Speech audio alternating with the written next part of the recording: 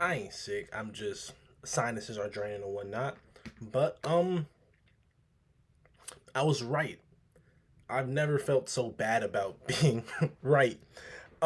So first and foremost, congratulations to all my Michigan fans. You got your moment. I know you're feeling good. It's been a while since you felt like this. In your lifetime you never felt like this. In my lifetime I felt like this before. But now we tied right now. It's 1-1 right now. So we're gonna get our get back eventually. You feel me? Coming from an Ohio State fan. But anyway, um, all in all, that was a really, really good national championship game. And I feel like since the final score was like 34-13, I don't know. I stopped watching when it was like a minute left and Michigan got the ball back. So maybe they scored. I stopped watching like around a minute left, so maybe they scored again. They probably didn't, but 34-13, and I feel like that's not really a good indication of how close of a game this was. Momentum was shifting at almost every turn. It felt like this was a true back and forth game, even though for most of the game, and I think literally all the game, Michigan was up. In the first quarter, me and my dad watching it thought, oh my goodness, Michigan's gonna literally run away with the national championship. They ran for like 200 yards in that first quarter. I thought Washington would not be able to stop them. And to my surprise, Washington, as the game progressed, got much, much better at stopping the run.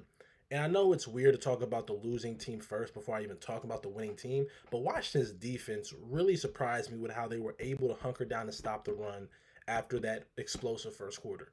And it makes me think, what if they came out with that same level of intensity in the first quarter? What if they were fitting right and pursuing the ball well in the first quarter? What type of game would we have gotten? Because in all honesty, Michigan won this game with JJ McCarthy looking worse than Jalen Milroe did last week. And that's so impressive to me because to win this game, I thought JJ McCarthy was gonna have to make plays, and I thought he would. But the only play he made was on that 3rd down and 10 when he ran for like 30, maybe 40 yards. And yes, that's a big play, but like besides that, it was pedestrian. He was just handing the ball off and throwing simple dink and dunk throws. You know, and I understand what Michigan came out there to do. Michigan had it in their mind is we're going to run through this football team. We are the bigger, more physically dominant football team, and we're going to show that. And they did show that, especially early on. And it kind of, and I mean, defensively, Michigan impressed me immensely. The way they were able to get pressure on Michael Penix and force Washington into a lot of errors, especially on the offensive line. When I look at offensive line penalties when it comes to like holding and jumping off sides, I attribute that to the defense. Nine times out of 10, you jump off sides because I don't want to say scared, but you're a little nervous. You are thinking a lot about what the defense is doing, and you're just trying to react, and you end up jumping, trying to get a head start on it. And the one thing Michigan does really, really well is showing one thing and doing another thing. Showing pressure one way, bringing it from the other side. And they did that all game long. They showed pressure and they dropped. And they also stopped the big play. Like Washington did not have a big play in this entire football game, it felt like. Romeo Dumas, as he was able to have a few nice little catches and runs, none of them were long. They were all in between like 15 yards, which is very impressive given he is the second best receiver in college football.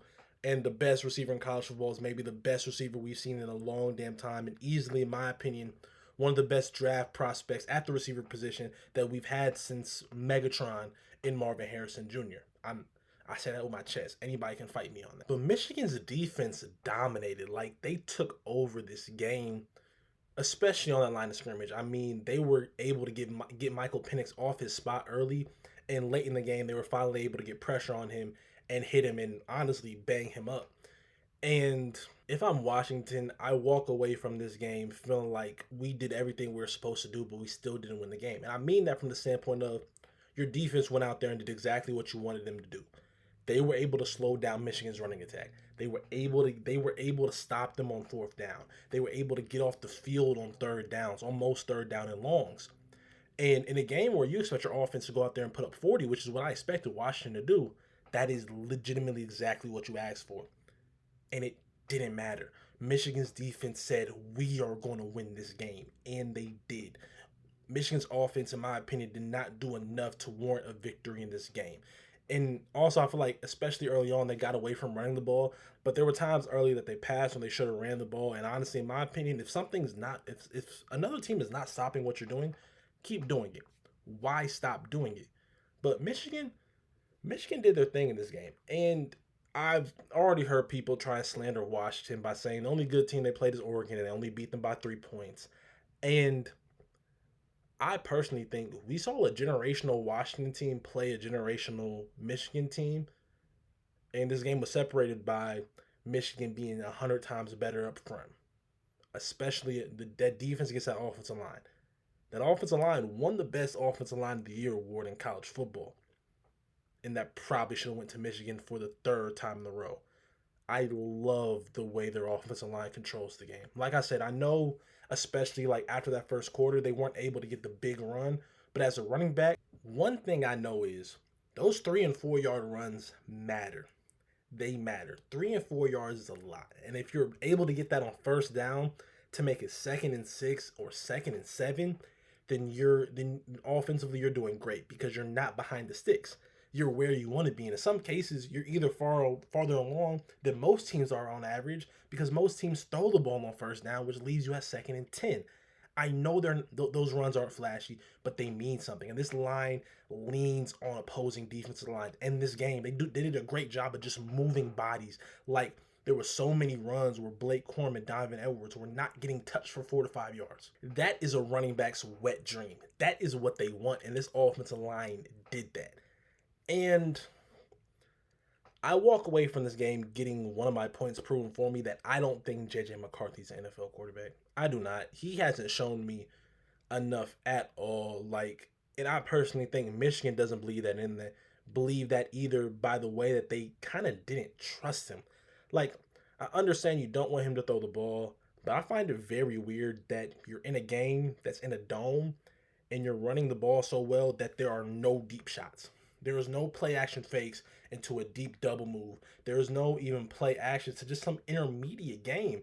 And it's funny because they did it against Ohio State and they did it times earlier in the year, but I just didn't see none of that today.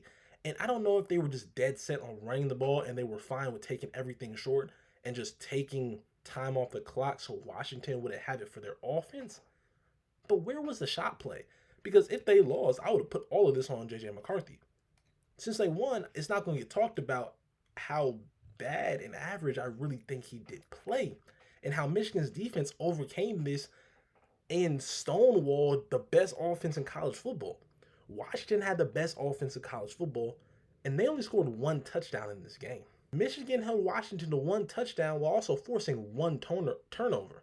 That's impressive to me because it's not like Washington was making bad plays and bad reads. There was just nothing to do. Michael Penix didn't have much time to figure out where to go with the football, or when he did have time, he didn't have nowhere to go with the football. There's plenty of plays that you see when Michigan was able to get pressure and they were able to disguise their looks that people downfield was open, but Michael Penix had no time and he was forced to go places that he didn't want to go with the football, or take a sack, or check it down rather than take a deep field. A downfield shot. Michigan's defense is the best defense of the nation. They proved that on the biggest stage. And I'm really interested in to see what this Michigan team looks like next year. I'm very interested because from my knowledge, they do bring it back a good amount of people. Yes, I think I'm pretty sure you lose Blake Corum and Donovan Edwards. You definitely lose some people on your offensive line, but it's looking like Michigan is an offensive line factory, and they can just rinse and repeat. They can just replace those guys. Not saying they're not important, but they can replace those guys given what Michigan is at this point. And same thing goes for the running back position. So I'm just really interested as to what they're going to look like. And defensively, I mean, they're definitely going to lose probably some people on the offensive line. Will Johnson, I'm pretty sure he's a sophomore. I'm 95% sure he may be a junior. And if he's a junior, he's definitely going to go because he's one of the best cornerbacks in the nation. And in this game, he did prove it. He actually played really well. Yes, he did have that flag that didn't count because there was holding on Washington's offensive line because the dude didn't move until after the ball was snapped. So he had to hold the defensive lineman so Michael Penix wouldn't die in the pocket. But yeah, I'm interested in what they look like next year because not trying to diminish what Michigan did this year, but if you look at Michigan's schedule for next year, they're not going to be able to benefit from, in my opinion, having an easy schedule. When you have an easy schedule, you are able to stay extremely healthy, which is something that teams with a difficult schedule cannot do. And I think in a game like this, we saw that. Washington was beat up. Their starting running back, Dylan Johnson, came to this game around 50%, and he left this game on 10%. I know on the broadcast they were saying, nah, he looked 70%. He could not cut period off that foot. If you saw, to change direction, he had to pitter patter and move his whole body. He couldn't That's not how it looked on the field. Please don't assume that. I promise you I look more fluid. Washington was extremely banged up. And you even saw that with Michael Penix, the way that he looked at the end of the game. While if you contrast that to Michigan side, they looked fine. And yes, that could be due to the fact that Michigan is the more physical team and they're honestly the better team. But that also can be contributed to the fact that their schedule didn't heat up till the end of the year. And they had a full season really to get ready and prepare for that end of the year stretch and not have to worry about, people getting injured, people getting banged up here and there. And even for Washington, their receivers weren't healthy this entire year. How will Michigan deal with that next year when they literally start the year off with Texas? They have to go to Seattle. They always play Michigan.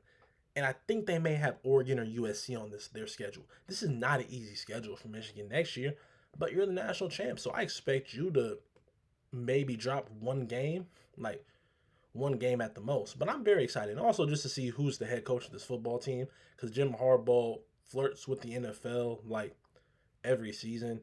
And I was talking to my dad, and me personally, I don't think he leaves at this point. I think Michigan's going to throw so much money at him. But my dad brought up a good point where it's like, he may never be able to do this again. So why not leave when you're at the pinnacle of success? When you are the dude to bring Michigan back. John Harbaugh, wow, I messed up. No. Jim Harbaugh brought Michigan back.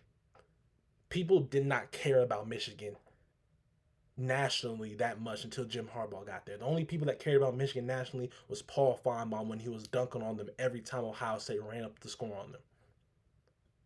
I miss those days. So it would make some sense for him to leave while it's good. And I believe that's a question. That's an up in the air. So, yes, Michigan did win this year, and they were outright the best team in the country. But I'm really interested to see what happens next year.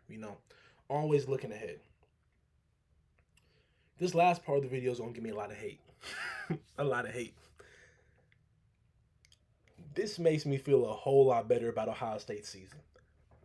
Forget the Missouri loss. The Missouri loss to me, while yes, it does count because it is a loss and it was a real football game, forget that ever happened. Ohio State played Michigan the toughest out of any team they played in the playoff.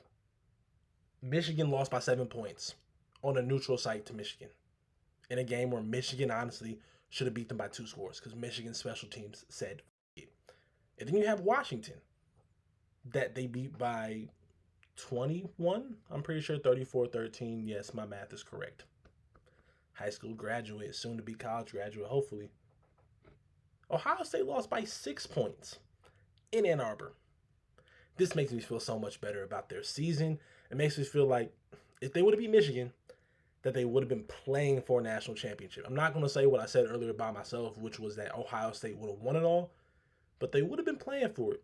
I don't see a problem with that. Yes, I don't want to lose to Michigan, but you lost to the national champion and nobody was able to play them as good as you did.